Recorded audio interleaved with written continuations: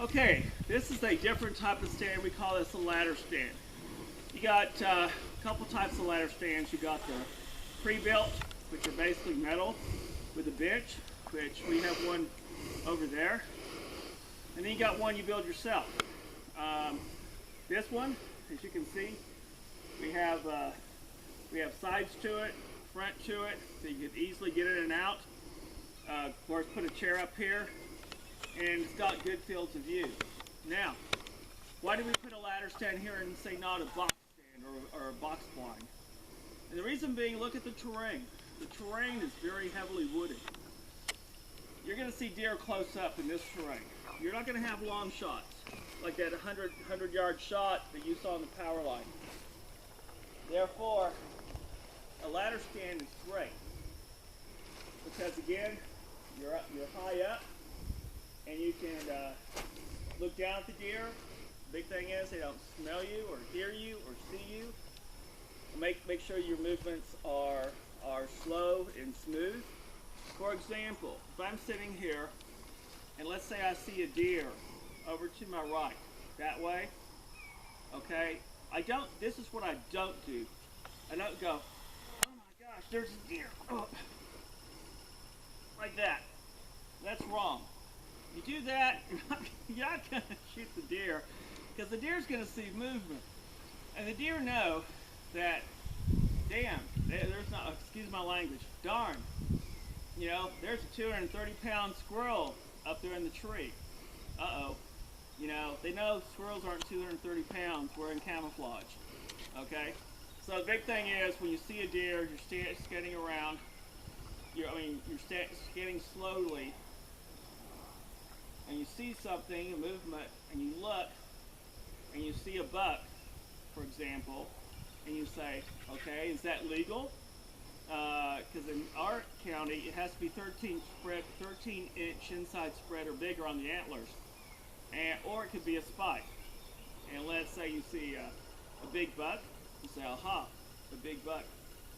And you make sure the deer's not looking at you, he's looking away, and that's when you slowly bring your rifle and stop. Okay, wait till he looks away again. Turns his head the other way, okay. And you get in a good supported firing position, just like we talked about. I taught you guys when we did the zeroing of the rifle. You aim, take a breath, let part of it out, put your weapon on fire. Remember, it's on safe in the stand. You're already locked and loaded. It's on safe. Now put it on fire.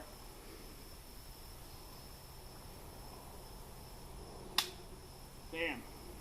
And there you go. You shot the deer. Deer falls down because you made a good shot, either through the heart or through the neck and lungs. You doesn't go far at all. You wait at least 10 minutes. You know, text everybody with your smartphone. Let them know that you shot, that you got a nice buck. And then when you go down, that's where your orange stuff is, whether it be a vest or a hat. You put that on because now you're on the ground. Go over there and get your deer. Okay? So again, these stands are great. Make sure you put a roof on there. Roofs are important in case it rains. If you want to use this stand for archery, for bow season, then you have to put the roof higher. Because you want this stand for archery to be where you're standing up using your back muscles and your leg muscles to have the strength to draw the arrow back, and then you can aim it and shoot it. But that means this roof has to be a lot higher, okay, for that to happen. So anyway, these are two types of stands. If you want to put a box stand in the woods, in the thick stuff, it has to be 8 feet or taller on its legs. And we have an example of that, but again, it's got to be tall. Why? Because if you put a box stand low, deer are going to see that. It's like putting a big house right in the middle of the street. You can imagine people are going to notice that. Well, same thing. They're going to see this obstruction there and know to stay away from that area, especially wise bucks. So put your box stand up high. If you're going to use a box stand, make sure it's secure, and you can have success that way. That's one of our best stands that we do have. Personally, I love these ladder stands. You know, they're great. As long as you use the kill the scent stuff to make sure you don't have an odor, and you watch your noise and sight discipline, you can sit here and you feel like you're king of the world, and it's great. And 99% of the deer we see, we don't shoot. We just watch them in the woods eating and playing. It's really neat. Another thing, we put this stand right here because the feeder is right over there, 120 yards. And the deer, when they go through the thick stuff on the way to the feeder, you know, their guard's down a little bit. When they get to the feeder, their guard's up big time. So that's another reason why you put the stand here. Sun's to our back, that's the south.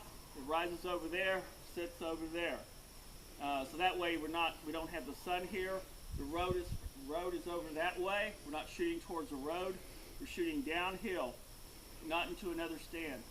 So all these factors you have to take in consideration when you build a deer stand. Well, I hope you enjoyed the videos. My name is Joe Miller, the author for The Basics of Successful Deer Hunting. If you want to know more about deer stands, much more, get my book, The Basics for Successful Deer Hunting, and you really learn a lot. Well, God bless and good hunting.